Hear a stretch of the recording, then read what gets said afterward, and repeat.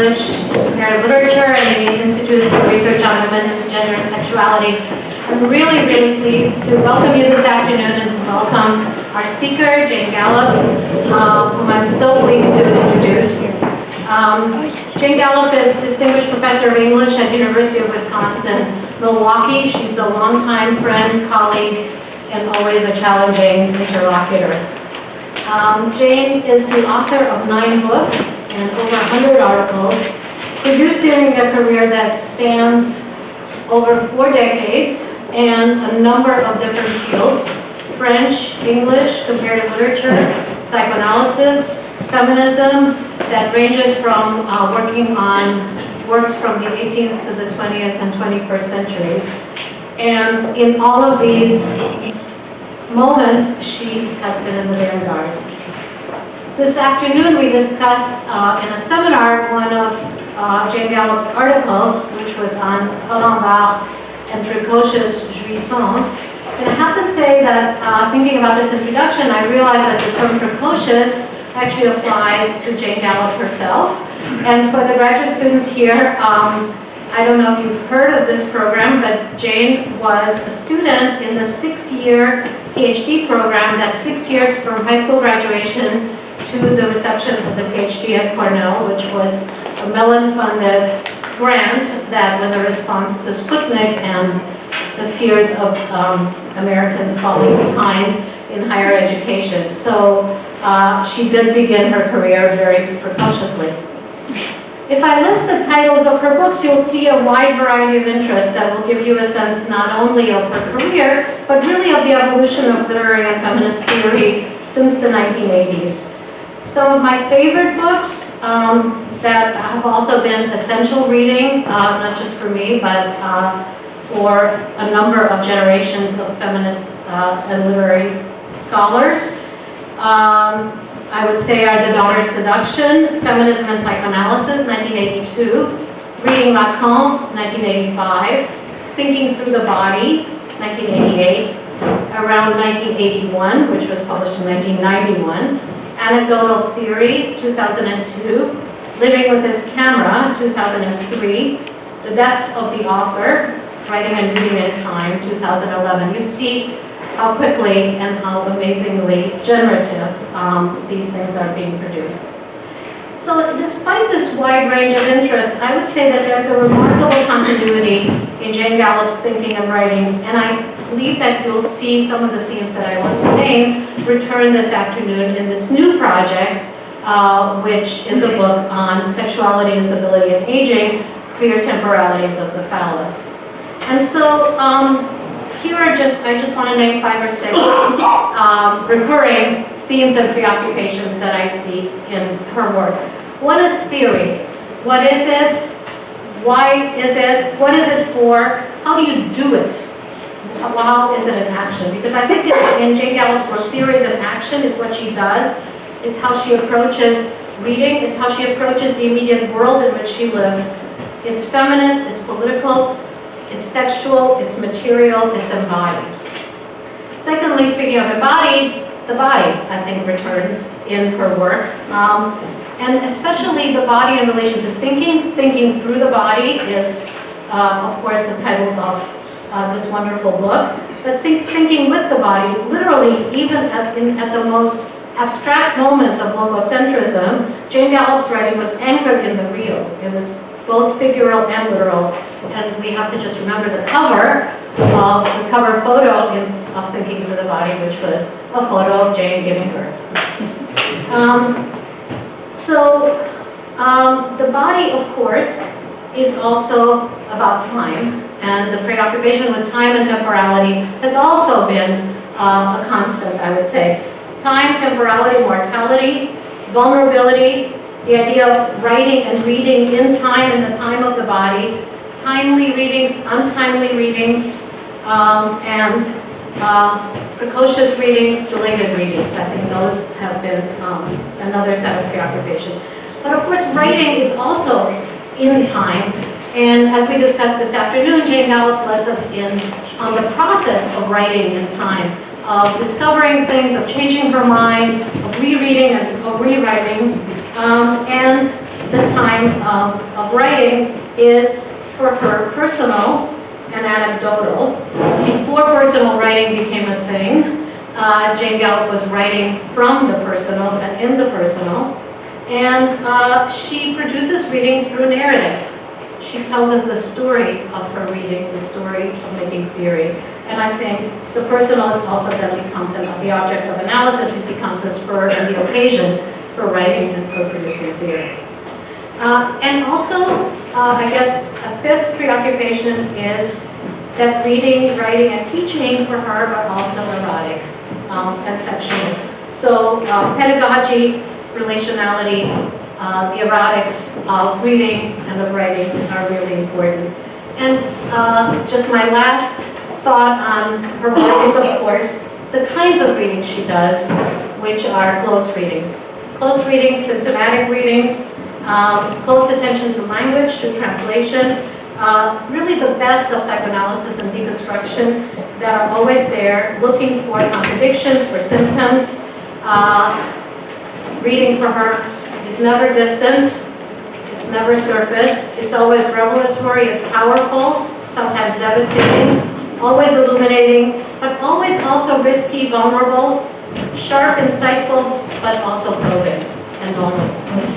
So I know this very much from personal experience, having been the object of one of those readings once a very long time ago. So I think what we'll be hearing this afternoon will be a continuity with some of these preoccupations in a new form. And before welcoming Jane, let me just say a couple of thank yous, because this has been a collaborative project among many units on campus.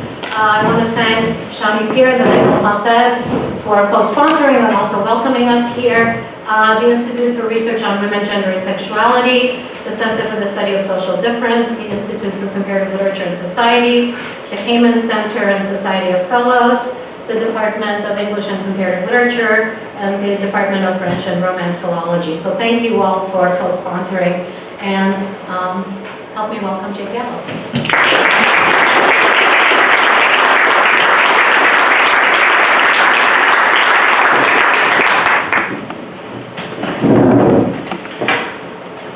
So I want to thank Marianne for that wonderful introduction and for inviting me here.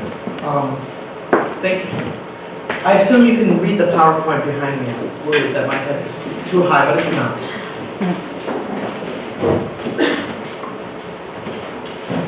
Over the last decade, there has been a flourishing of writing at the intersection of disability and sexuality studies. Theoretically bold work informed by queer theory that radically challenges normativity and militantly asserts bodily difference. My current book project owes its inspiration to that body of work, sometimes called crip theory, to writers like Robert McCrure, Eli Clare, and Rivalera. Unlike the work that inspires me, however, my project includes in its intersectional focus not just disability and sexuality, but also aging. It is generally recognized not only that disability and aging studies frequently have common cause, but also that there is a wide swath where the categories of disability and aging bleed into each other. For example, Michael Barabay, a leading figure in disability studies, writes, "The fact that many of us will become disabled if we live long enough is perhaps the fundamental aspect of human embodiment." In such a statement, disability becomes pretty much synonymous with aging. Statements like this are found everywhere in disability studies, suggesting a widespread recognition that disability cannot be separated as a category from aging. Yet, despite the frequency of this gesture, there is little critical or theoretical work that draws from both disability and aging studies. My current work has the good fortune to benefit from both of these critical traditions.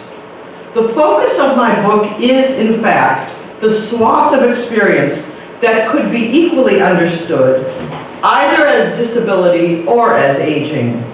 the experience of what I will call late onset disability, disability beginning in the middle years or beyond. My particular subject is how late onset disability is lived sexually.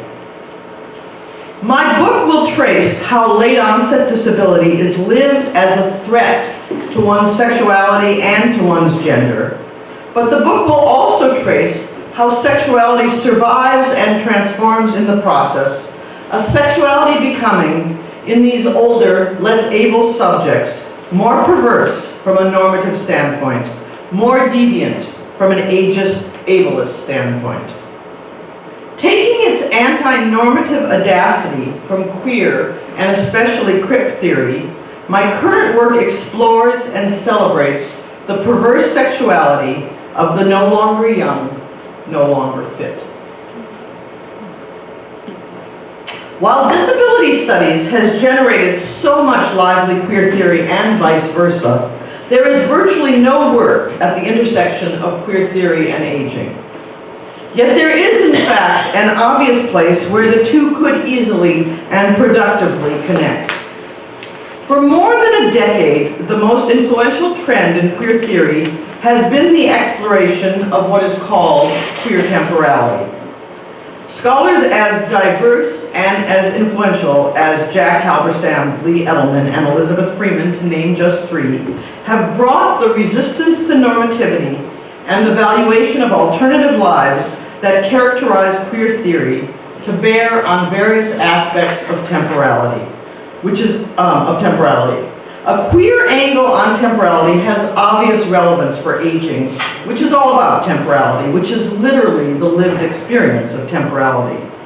Yet although theorists of queer temporality have focused on childhood and adolescence, and despite the obvious relevance, there is virtually no work applying queer temporality to aging adults. The concept of temporalities in this project, and in my title, arose from the application of all this wonderful theorizing of queer time to the question of adult aging. The title's inclusion of the phallus, on the other hand, is, I imagine, more surprising, more troubling, and needs more explanation. This is especially true because the notion has fallen out of favor in the last 20 years of theorizing sexuality. As someone who, decades ago, contributed to the feminist critique of the psychoanalytic concept of the phallus, I was surprised to find the term suggesting itself as I moved into my current subject. On the basis of the work I have been doing, I believe the reintroduction of the notion of the phallus, denatured by 3 decades of queer theory, has a substantial contribution to make to our theorization of sexuality as lived in and over time. I thus find myself returning to texts by Sigmund Freud, Jacques Lacan, and Judith Butler to craft a usable notion of the phallus, with emphasis on its temporalities and with application beyond androcentrism. In this exploration of a viable phallus, Butler's 1992 article on the lesbian phallus in particular points in a valuable direction, not taken up in queer theory since then. In psychoanalytic theory, the phallus is conceptually inseparable from castration. This makes the phallus an essentially temporal concept. The phallus is what one had in the past but lost, or what one has in the present but fears losing in the future.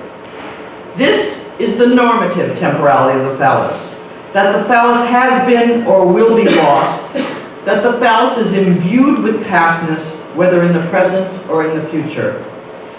This overwhelming pastness of the phallus, its insistent connection to loss, even when it is present, is what we call psychoanalytically castration anxiety.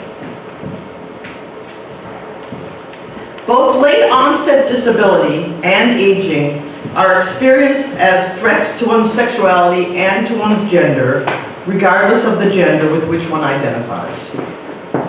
This sense of impending loss, a loss tangling together gender and sexuality, can best be understood, I propose, as a form of castration anxiety.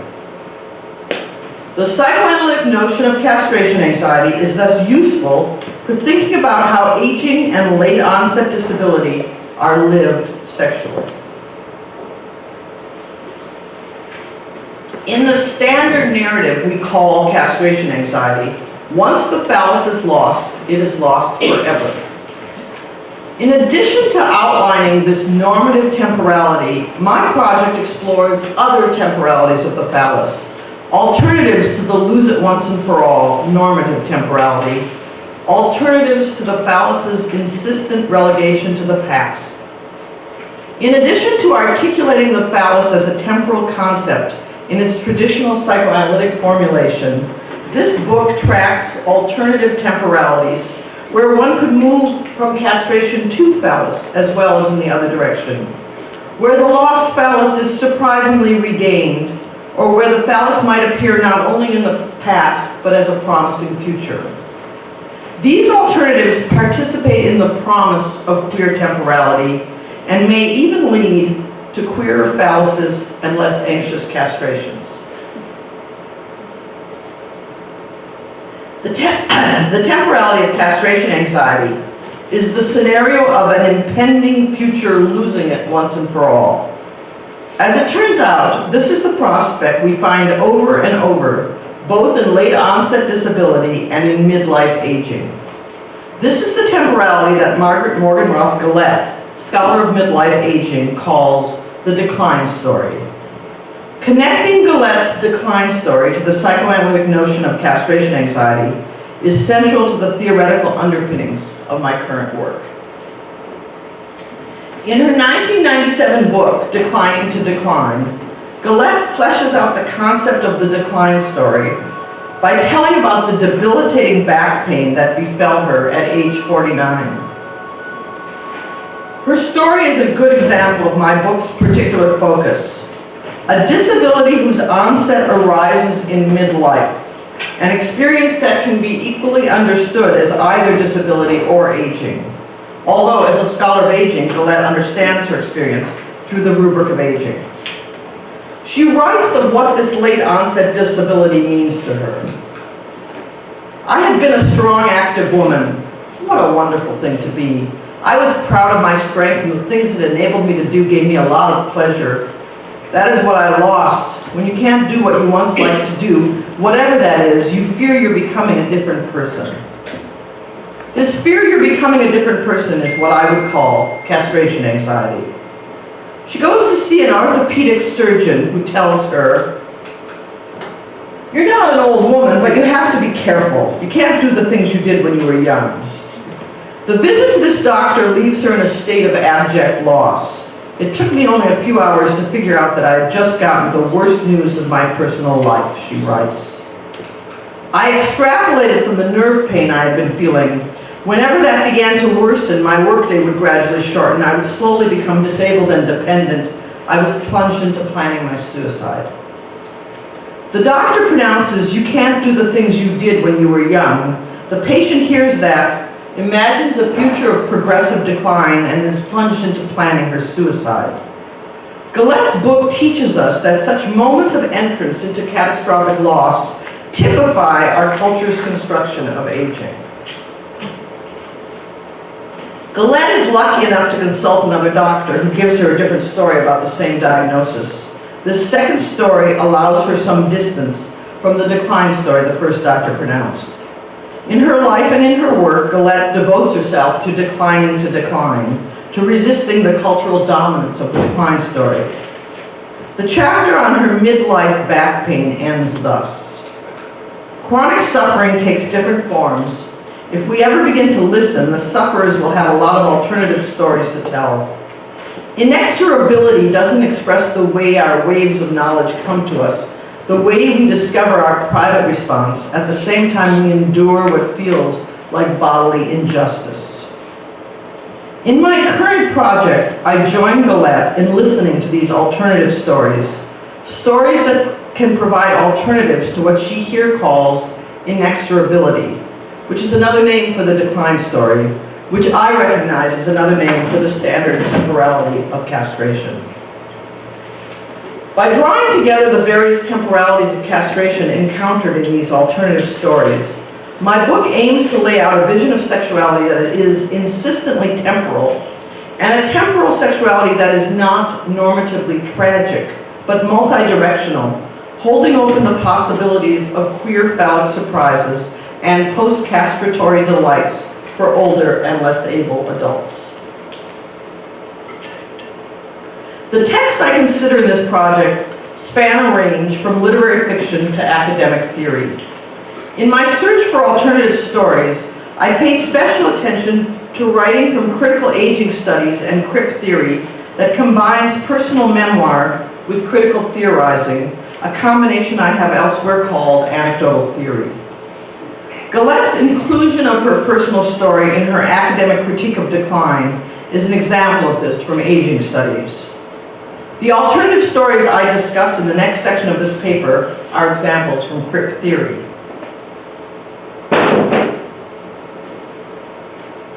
The rest of what I will present to you today consists of two sections from the book I'm working on. Both sections are from a larger chapter entitled High Heels and Wheelchairs. As you might imagine from the title, the chapter focuses on mobility issues, more specifically on issues around walking and prosthetic apparatuses. The first section I will present here is entitled Gender and Disability. The second is entitled The Phallus in the Wheelchair.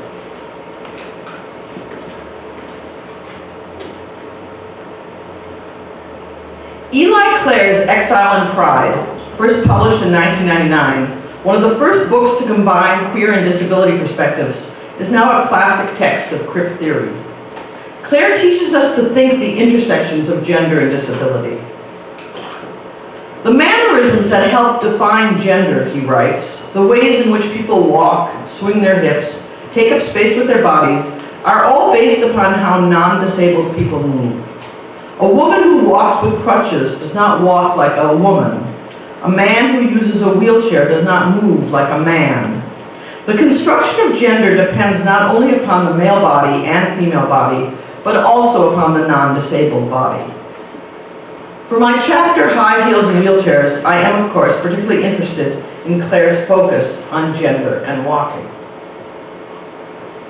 Clare's The Ways in Which People Walk, Swing Their Hips makes me think of Rivalera talking about walking and the norms of femininity in her wonderful 2012 text, Golden Girl Gets Lucky.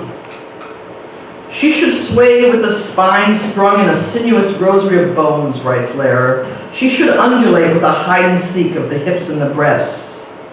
In Lehrer's sense of the disabled body's exclusion from gender norms, she notes how her viewpoint is at odds with a certain feminist idea. Women's studies has taught us to see the damage caused by rigid gendering, but there is a different kind of confusion and hurt caused by its absence, when it's clear that you're not being included because you've been disqualified. Disabled women must continually claim their gender in the face of active erasure. Clare and Lehrer give enough of their personal stories in their writing that we know both are lifelong, non-normative walkers. Their experience as thus excluded from gender norms results in a particularly valuable reconsideration of gender, especially because both are deeply familiar with feminist theory. Both recognize the truth of the feminist critique of rigid gendering, but insist on amplifying and altering that from the perspective of disabled gender trouble. As valuable as Clare and Lehrer are for explicating the relation between gender and normative walking, their temporality is not the one I'm concerned with here. For my purposes, I am drawn to a group of writers whose crip gender trouble comes upon them in adult life, wreaking havoc upon their already formed gender identities.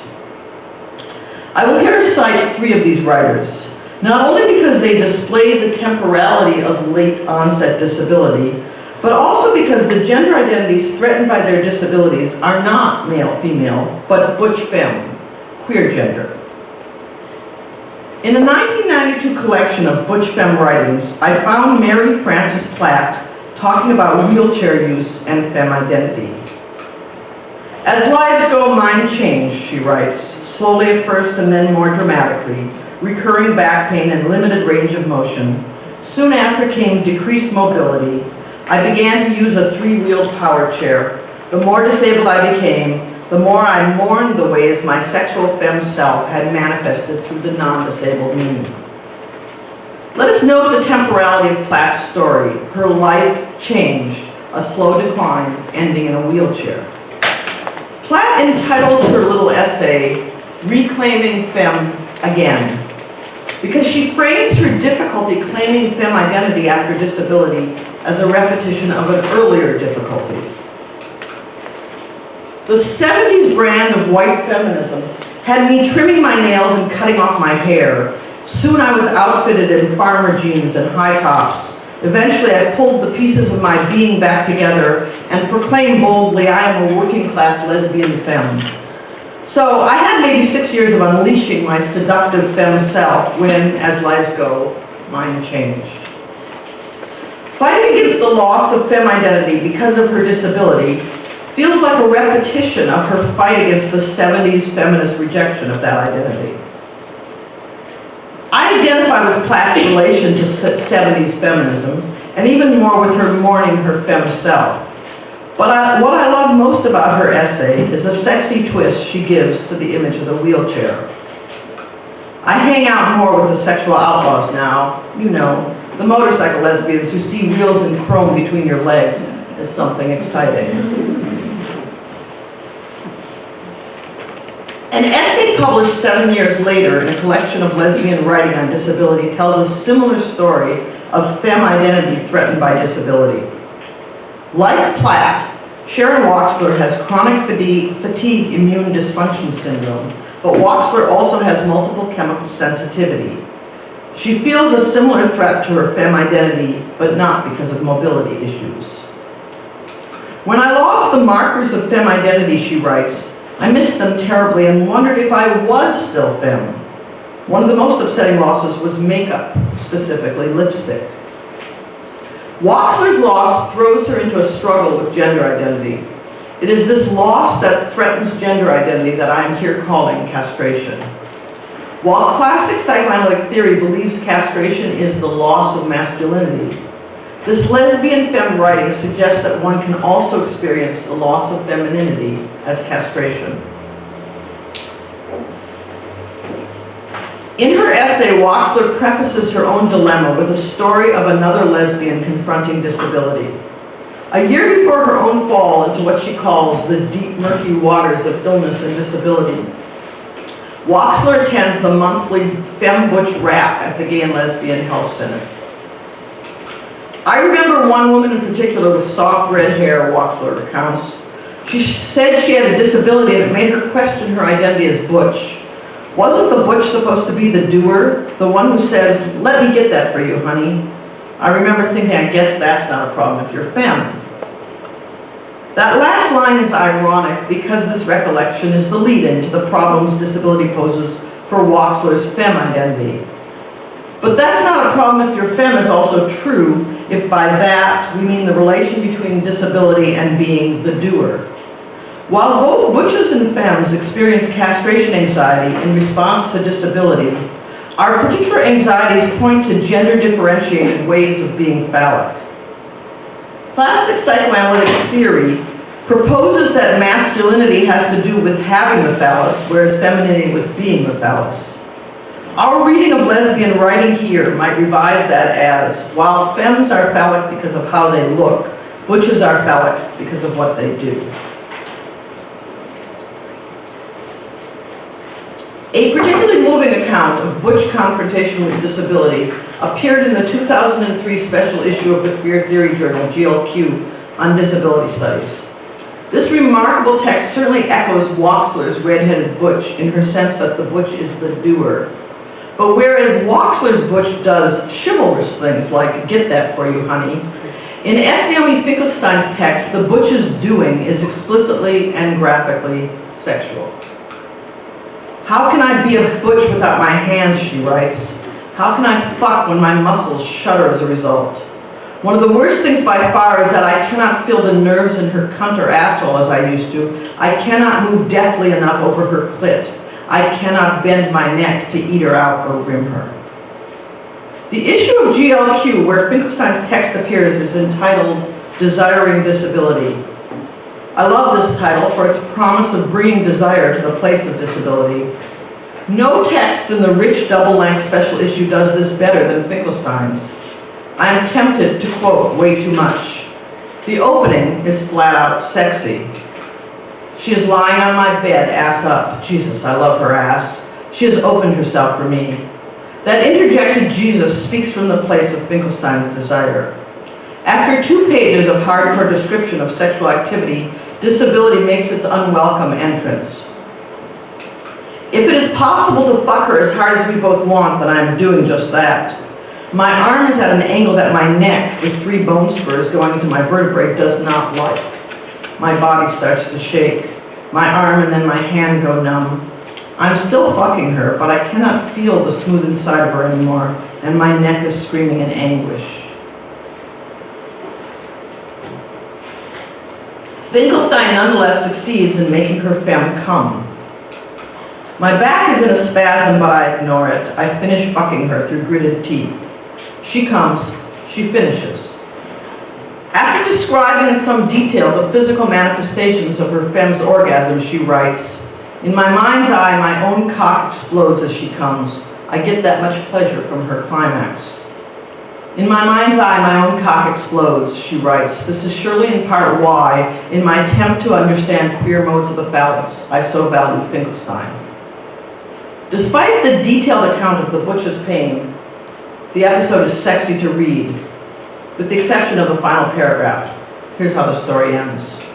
While she rests, I go into the bathroom to take a muscle relaxant into the kitchen to get an ice bag.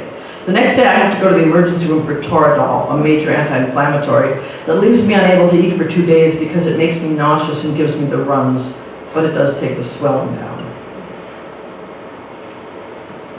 The ending of her story is literally anticlimactic, but the ending of the story is not the end of Finkelstein's text. Powerful as it is, the anecdote only takes up about a quarter of the text. The rest is not narrative, but thoughts about her life as a crip butch, which includes not only candor about her disability, but also insistence on her ongoing sexuality, on her persistent desire. Like Platt and Wachsler, Finkelstein experiences her disability as a threat to her gender identity. But probably because her identity is butch, not femme, it is easier to hear that threat as castration. How is a butch supposed to stay butch when her body is not cooperating? I have felt emasculated by my disease. As I try to think about the temporalities of castration here, tracing the ways that adult-onset disability affects the phallus, Finkelstein's text is particularly valuable to me. Like Platt, Finkelstein experiences the threat disability poses to her gender identity as a repetition. Platt, titling her essay Reclaiming Femme Again, frames disability's threat to her identity as a repetition of the 70s feminist rejection of femme.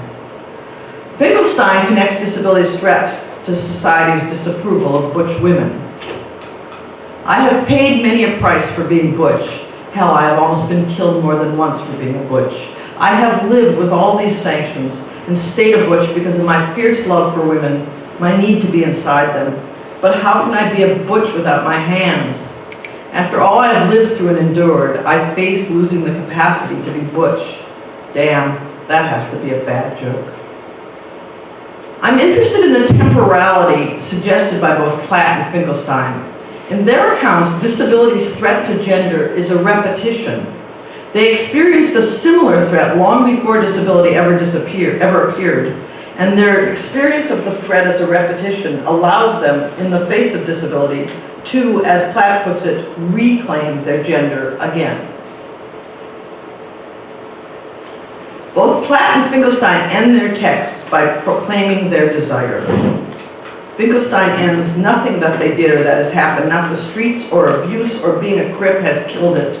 My desire is still intact. The beauty of desire, in all its rawness and untamed hope, still leaves my throat scratchy and dry, and it's the taste of glory. Platt ends, Now my femme is rising again. This lesbian femme with disabilities is wise, wild, wet, and wanting. I read rising again as the mark of a certain phallic temporality, one that manifests as repetition. These stories of lesbian gender and adult-onset disability are stories of castration, but the temporality is not one where castration, when it happens, is once and for all. It is where the phallus is lost and then regained. More than once in a repetition, rising again. Platt, Waxler, and Finkelstein all tell stories of late-onset disability as castration. All end by affirming the persistence of their desire. I want to contrast this phallic temporality with the standard one, where castration, when it occurs, is once and for all. The phallus in the wheelchair.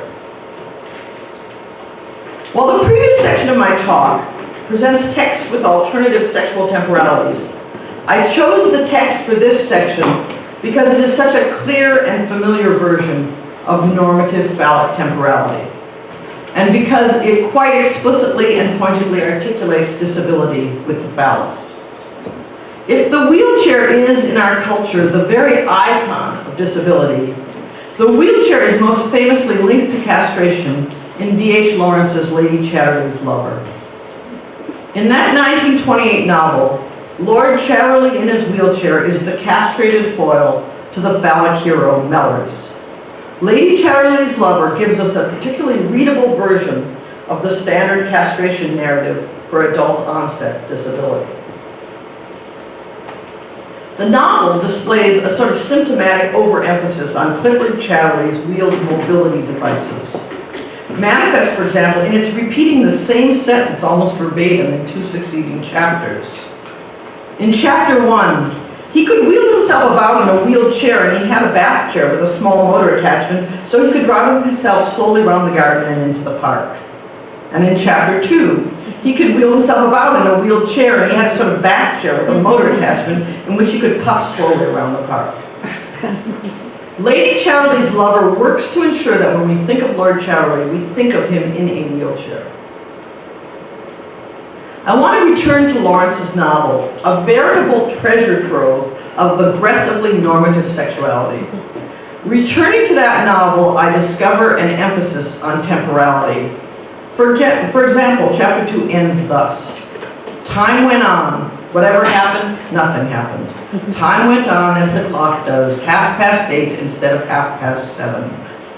Exploring the temporal dimensions in Chatterley will allow me to formulate the normative temporality of the phallus and will help outline alternative phallic temporalities. Lady Chatterley's Lover is a celebration of the most normative version of phallic sexuality. When the female protagonist gives herself to the phallic man, she, of course, becomes pregnant.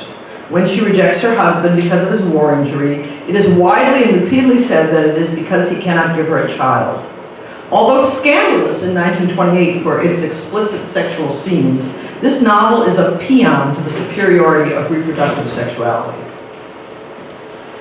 It is a definite pleasure for me to juxtapose Lady Chatterley's normative phallus with the alternative queer phalluses I've found in lesbian writing. The novel's phallic hero, Mellors, in fact, expresses a particular animus for lesbians. It's astonishing, Mellors says, how lesbian women are, consciously or unconsciously. Seems to me they're nearly all lesbian. I could kill them. When I'm with a woman who's really lesbian, I fairly howl in my soul, wanting to kill her. Comments like this make me glad to locate the phallus in S. Naomi Finkelstein's lesbian crip butch mind's eye, instead of in Mellors, who militates here and throughout the novel for the most normative reproductive sexuality in the name of the phallus. I admit to a bit of a revenge urge in relation to Lady Chatterley's Lover. I read that book as a teenage girl in the 1960s trying to keep up with the sexual revolution. This was supposed to be liberating sexuality that made me feel completely inadequate. I was, to my horror, like all the women Mellors hated, not so much literally consciously lesbian as not properly complementarily responsive to his celebrated phallic thrusts. was only many decades later, finding myself in a wheelchair, that I thought of returning to the book to look at Lord Chatterley, to wonder how his disability figured in this expression of normative sexuality. When I did return to the book, I found not only the normative view of disability as castration, but an emphatic sense of castration as a temporal mode. The novel opens thus. Ours is essentially a tragic age. The cataclysm has happened. We are among the ruins. This was more or less Constance Chatterley's position. The war had brought the roof down over her head. We might recognize this as the classic modernist sense of the effect of the Great War. It is also what I am calling classic castration temporality. This is where the novel locates its heroine and its reader before it introduces any characters or action. Soon enough, it becomes clear that while the tragedy, the cataclysm, seems general in the opening sentences, it specifically refers to what happened to Constance Chatterley's husband. In the very next paragraph, we read, "She married Clifford Chatterley in 1917. Then he went back to Flanders to be shipped over to England again, more or less in bits. The lower half of his body, from the hips down, paralyzed forever, crippled forever. Knowing he could never have any children, Clifford came home." Paralyzed forever, crippled forever.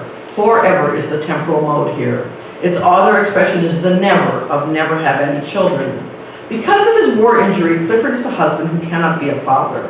The effect of this on Lady Chatterley, and in the view of the book, is a generalized sense that ours is essentially a tragic age. When the narrator says, "We are among the ruins are a generalized extrapolation from Clifford, who is more or less in bits.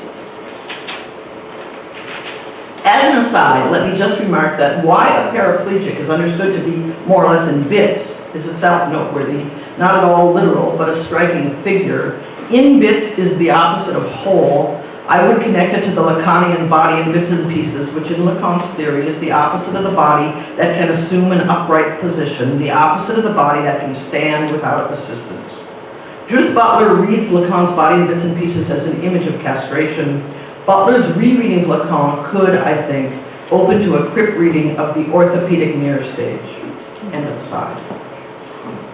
Whatever we might think of Lawrence's sense of Lord Chatterley as more or less in bits, I want here to pursue the temporality of the novel's opening. The tragic age, the cataclysm has happened, paralyzed forever, crippled forever. This sense of general tragedy of forever that we find in the very first paragraphs of Lady Chatterley's Lover is what Margaret Gallop calls a decline story. To exemplify the decline story, Gallop quotes Gerald Early, writing about his state of mind after a gallstone operation. "I knew then, at that inexorable moment, that I had become finally and forever middle-aged." Inexorable moment, finally and forever, these are the markers of Gallop's decline story, the markers of tragedy of what I am here calling conventional castration temporality. Gallop discusses decline in relation to the entrance to middle age, an entrance understood as a tragic fall. Clifford Chatterley is, however, only 27 when paralyzed from the hips down. His story is not about aging, but about the loss of the ability to walk, to be upright, and to father children. While these are arguably two different modalities of loss, my point here is that they are confronted through the same temporality, the temporality of finally and forever, of the inexorable moment. Like the entrance to middle age, adult-onset disability is framed through the dramatic temporality of forever. While middle age and disability might be two different modalities of loss, many people in fact experience them entangled together. Gallep's own personal story, for example, is of a back injury and the onset of chronic back pain as heralding her entry into middle age. Although Finkelstein categorizes her loss as disability, middle aging enters her account as well. "That is the difference between me as a butch at 30 and me as a butch at nearly 40, she writes in her vivid account of becoming a crip butch. On the other hand, while Gerald Early categorizes his loss as entry into middle age, he is actually describing an experience of illness and hospitalization.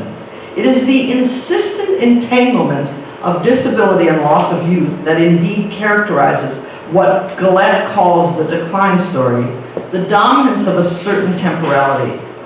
A third strand in this tangle, I would add, is the loss of sexual potency, attractiveness, sexuality, i.e. castration.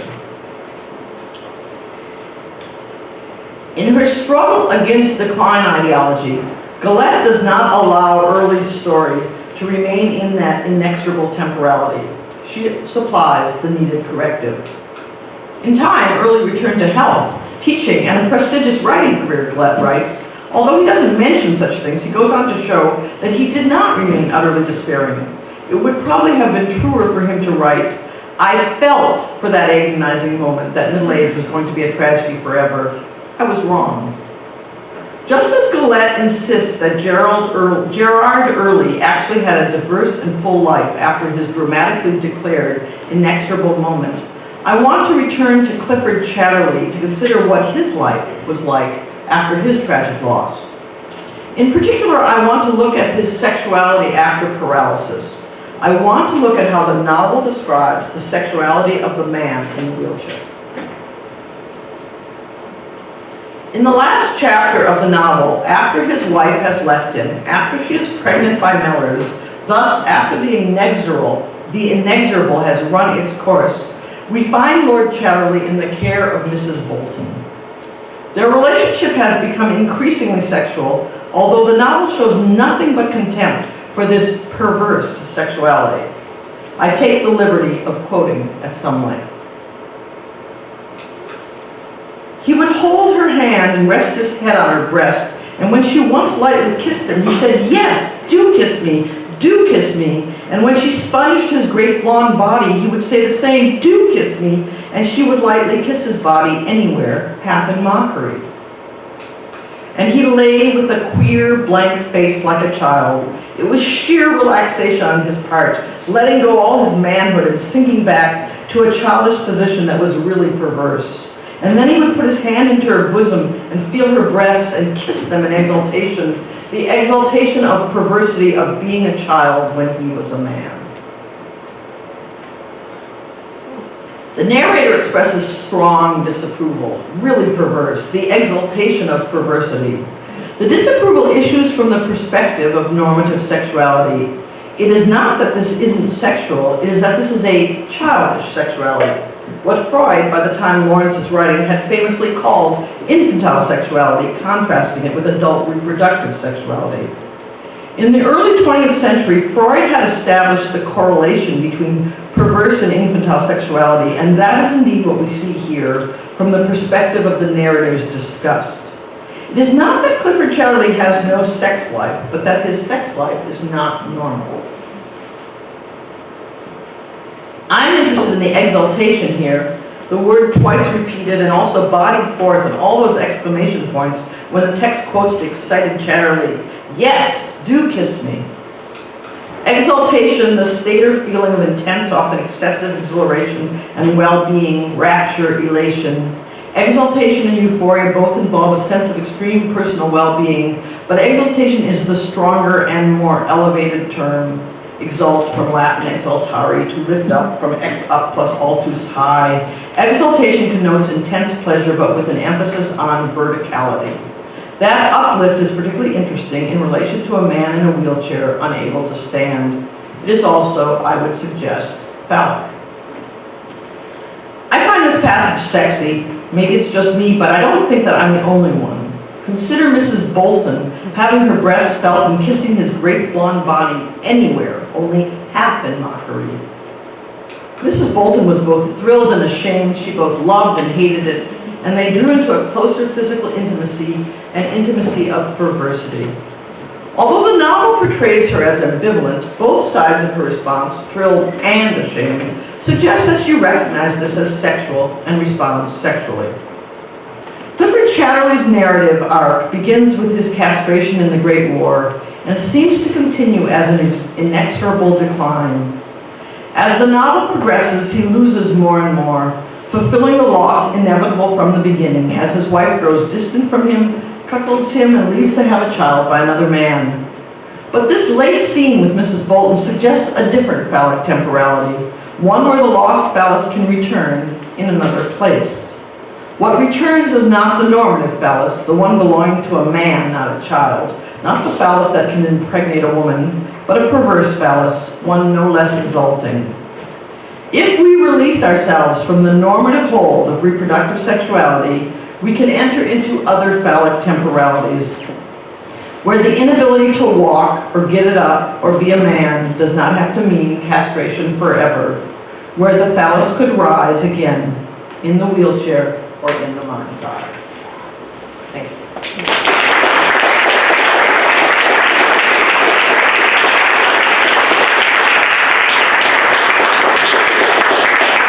You want to take questions? Sure. Yeah. I'll take questions. Yes. Yeah, I have a question. Well, actually, I have a comment. Okay. But so, thank you so much. That was so interesting. I just, I mean, I think that it's a veritable treasure trove of aggressively normative sexuality is, I think, a not inaccurate characterization of Lady Chatterley's lover and a paean to reproductive sexuality. But unless I am totally misremembering, there's also a great deal of anal sex between Mellors and Connie Chatterley, and so I was wondering what you make of that, because I mean, to me it sort of implies that normative sexuality is just weirder than we give it credit for. Is less normative than it looks. I don't remember that. Did I miss it? This is really weird. I really like. Am I wrong? English is correct? You're right. Okay. You're totally right. You're absolutely Okay. right. That's so weird. I don't know what to tell you except that I somehow missed that. That's really weird. So I don't know what to say except to say, I don't know. That seems like a terrible response. Yeah. That's all I have to say. Yeah, because that's interesting, because what I remember, and obviously I missed something, what I remember is he goes on these long things about how, like, the women that he fucked, including his ex-wife, etc., were not, like, in perfect sync with him and not perfectly responsive. And so there's all this, like, language about perfect responsiveness of women. And that what he calls lesbian is any woman who does not move in the same, like, exact responsive temporality to him. It's all about simultaneity of orgasm, right? What? They have to have simultaneous orgasms, and if hers is later, Right. then that's a, so Right. it's all about time. Right, it is, well, no, but he complains about how his wife would do things, like move her body in order so that she could come, and then he resented that because she wasn't allowing him to make her come, she was, right. But it's also like racial and colonial too. Sorry, I don't mean to interrupt, but it's just something that was so exciting to me because at some point Mellors was like, well, basically this is like all white people. He's like, I think like all sexuality is like lost, except for like, you know, like the working class, and then he says like all sort of like black women, but by black I think he means like kind of a colonial subject, right? So I don't know, I just thought it was weird. They do a lot of weird stuff. Well, I mean, obviously there's particularly a lot going on about class in there, Yeah. and you know, about this kind of like critique of the decades of class and of white upper class and middle class people who have lost the kind of naturalness of some kind of phallic sexuality, but yeah. Can I ask a second question though? So, and this is not exact, this is sort of a question, but so at the beginning of the first half of Lady Chatterley's Lover, Lady Chatterley develops this system that has to do with the kind of passive, like, erection, like a passive masculinity is what gets her off. And does that factor into, like, your thoughts on, like, a kind of alternative phallus at all? Or, because I thought that was interesting. It didn't, I mean, I really decided to read this book by looking at the figure I never really looked at, which is Lord Chatterley. Right, because the book is so focused on Lady Chatterley's, on Mellors, and on that sort of stuff, and it felt like, and I was actually surprised to discover, I mean, I hadn't read the book in a really long time, the scene between, and there's very little writing about Lord Chatterley, and like I couldn't find almost any writing about Lord Chatterley as a person in a wheelchair and what that means, including like in disability studies. But so I was really reading, I mean, I wasn't reading everything going on in the book in terms of sexuality. I was reading the book for Lord Chatterley, who mainly seemed posed as the kind of anti-Mellors, and it seemed connected to this idea of disability as castration. And then I was surprised to find this this scene in which he's called, perverse and childish at the end of the scene of his relation to Miss Bolton. So I wasn't really reading for Connie Chatterley's relation to Mellors or to the other guy she has an affair with or any of that sort of stuff. But yeah. Well, I'm not quite it's something that I noticed, and again, see, maybe I just misread this, but the place, the necessity of place in what you were saying for this norm of sexuality, which I totally agree with you. I was actually just angry reading a lot of this book, and also left with feelings of great inadequacy. So I agree, but I also think there is some kind of implied in there, and Mellors and Connie's conversation about his, I don't remember what his rank was, but his kind of direct superior when he was in India. To me, maybe I was just praying for something queer in this book, please God. So, but I definitely got a kind of sense of that maybe that relationship had been, something less than heterosexual or heteronormative, and I was wondering, it might be interesting to look at that as the place specificness of this novel seems to play a huge part in the construction of this, normative phallic sexuality too. That's just a comment, clearly, but whatever your thoughts on that about it. Yeah, I mean, again, as I said, I was really looking at the man in the wheelchair, Right. and the insistence that the man in the wheelchair was essentially a man in the wheelchair, and trying to look at what that meant sexually. But it seemed to me that was the place, not necessarily of something queer, but of something called by the novel perverse. I mean, it's just interesting that that's literally the language that the novel used to talk about. And what about, sorry, and then, in that way, also, to Ivy Bolton as a middle-aged woman seems very significant to me, too, is that she is much older than Chatterley, and that was something that I thought that pair, Lawrence was making almost a point about that, aging sexuality and disabled sexuality are kind of both pushed to this similarly, quote, perverse place. Well, I think one of the ways I think you're right, and I think there are two parts of that. One is that it's hard to remember that Lord Chatterley is in his late 20s, right? He seems much older, and that kind of goes to my point about the way that a certain, at least, adult-onset disability ages someone, makes them seem as if they're older. But the other thing is that the book is so constructing their sexual relation as perverse mother-child, right? And because they're trying to construct him as childish, and therefore her being older fits very well with that. So at the same time, he seems old, and he seems like a baby. Yeah.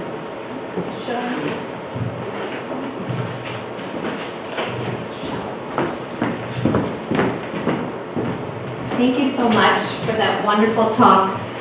Moving away from Lawrence, I wanted to ask you about something that I imagine is in the book, but didn't really come out in this piece. I understand why you focused on the wheelchair as a paradigmatic symbol of disability, but one of the primary disabilities that emerges at this intersection of age and disability is dementia. And I know in age studies, this is a big problem because on the one hand, there's the argument we should not equate aging with cognitive decline. And on the other hand, an attempt to rethink in a similar way to you're doing, the narrative that dementia is kind of a one-way street. So there is also a sense of alternative temporality. And of course, there are also all kinds of issues with sexuality that emerge around people with dementia. Questions about returning to a kind of perverse, childish state, about issues of consent. So I wanted to invite you to talk about that because I think it adds another layer, because I notice with all of the narratives that you use in these examples, there's a sense of a mind that's absolutely in control and in a way is thinking things that are separate from the pain and the decline of the body. So what do you do with, a mind that is also not working along normative lines? It's a great question, and I don't have an answer in my book. So, and because it's not one of the topics of my book. The structure of my book is that the chapters are all begin with a little piece of memoir from my own encounter with disability through aging, and this is not part of my experience, so it didn't go there. But there's a couple things. One is that I think what you're saying about the relation between disability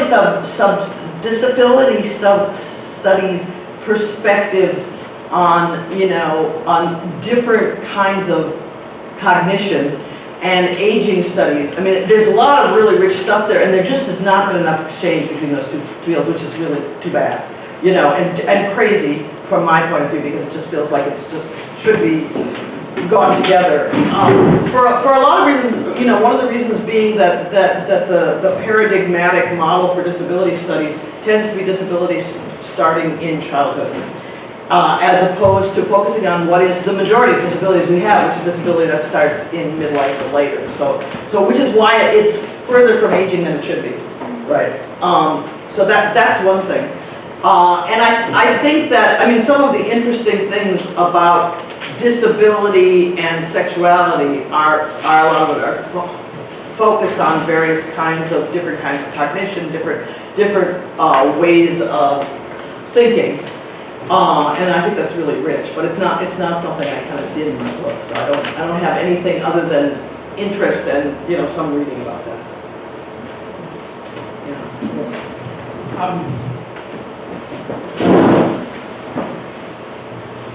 Thank you. It was really intriguing. I was really intrigued by the kind of return to childhood that and the kind of exaltation in perversity and the kind of disability of childhood.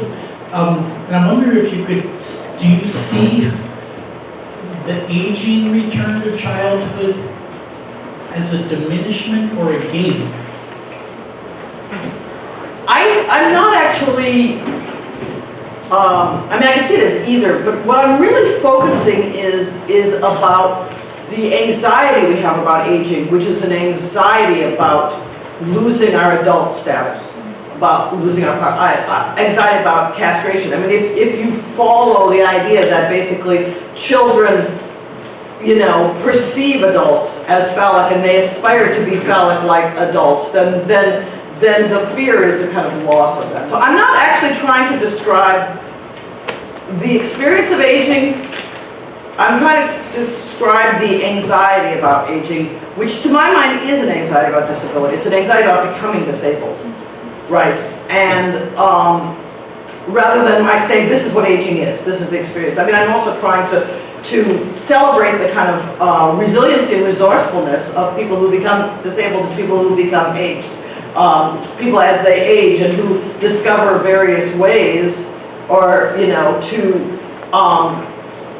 to reaffirm their sexuality, to reaffirm a new sexuality, etc. But why I'm talking about castration anxiety is not the relation of somebody who's been castrated. It's the fear of this future loss, this kind of debilitating fear that also in which one little thing makes you feel like, oh my God, this is it. This is where I've lost it all. And so I think I started with that. And I feel like, that's what I'm really trying to think about, is this enormous anxiety about aging, which I actually think is fear of disability. And so that therefore a kind of radical affirmative kind of crip theory perspective that sees disability as different rather than inferior seems to be a way of countering some of that anxiety. Yeah. Firstly, thank you so much for the talk.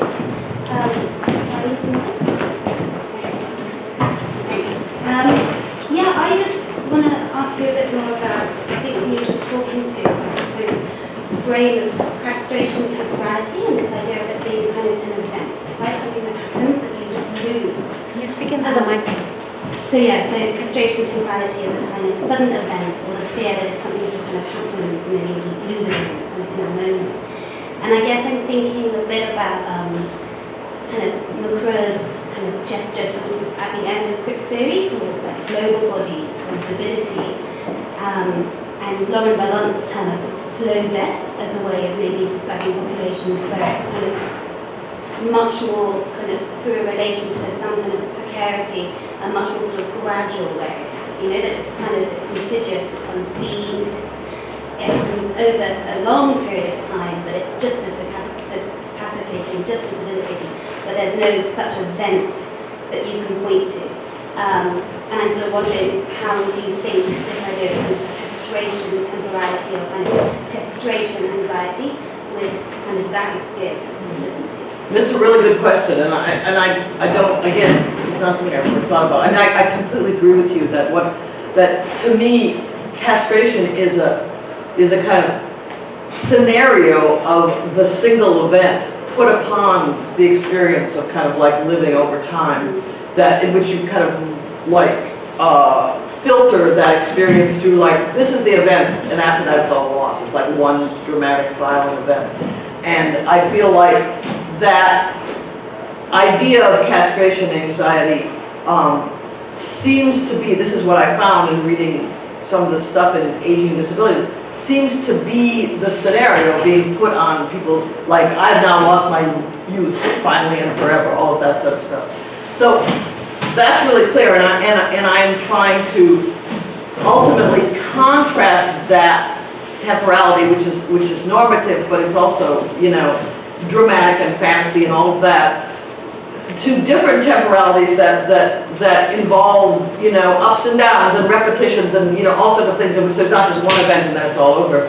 But I haven't tried to think about how that goes with these other kind of explanations of slow, terrible temporality. So, yeah.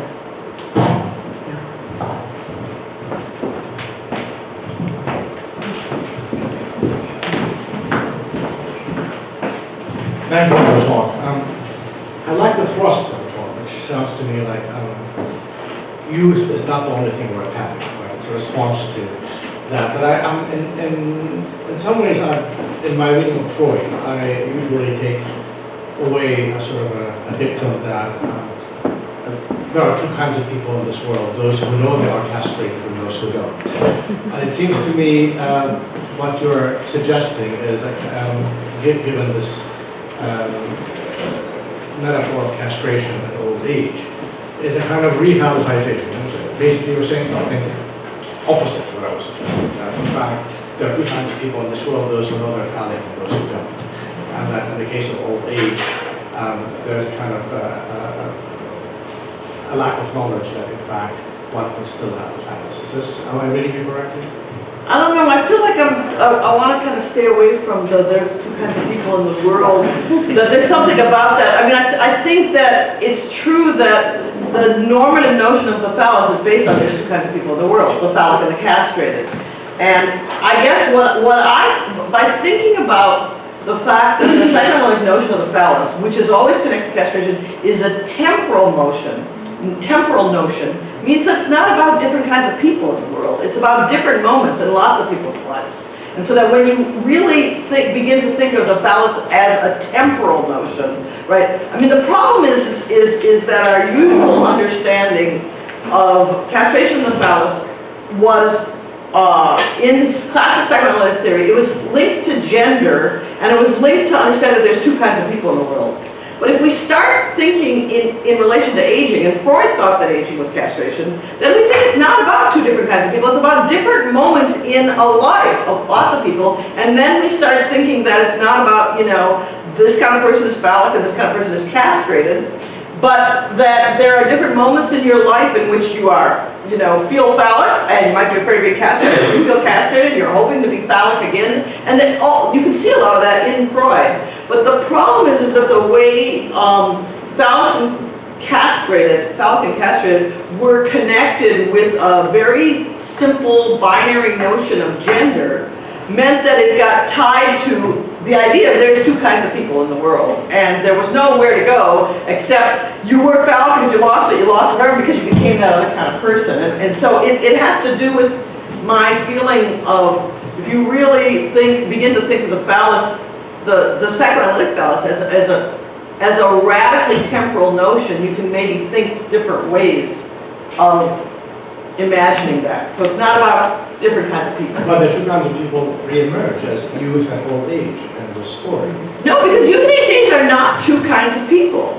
It doesn't work as a binary, because basically everyone is aging, everyone is in temporality. I mean, that dramatic moment when it gets applied to aging is, oh my God, this is the moment in which I'm no longer young and I've become old, but that's not the way aging actually works. And that's not the way anyone experiences aging. We have those moments like, oh my God, this is it, I've lost it all forever. And then, something happens 3 months later and you feel full of energy, and interested in what the world is. So it's this kind of ultimate divide in which you've fallen into the other kind of person it's hard to believe when you think about aging. It's very easy to believe when you're anxious about aging, but it's hard to believe when you think about aging that it is about gender, which is why it seems like bringing in the idea of the relation between aging and castration, or aging and the anxiety, castration, anxiety, and aging, seems to me to alter how we would think about the relation between the phallus and castration. At least that's what I see I'm trying to do.